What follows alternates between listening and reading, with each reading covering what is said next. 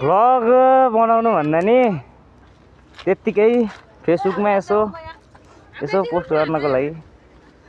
फेसबुकमा पोस्ट गर्नको लागि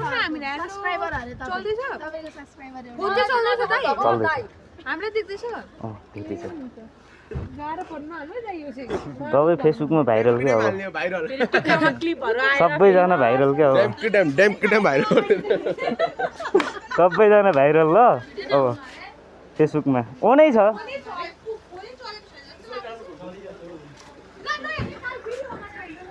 झन् यो त झन् भाइरल हुन्छ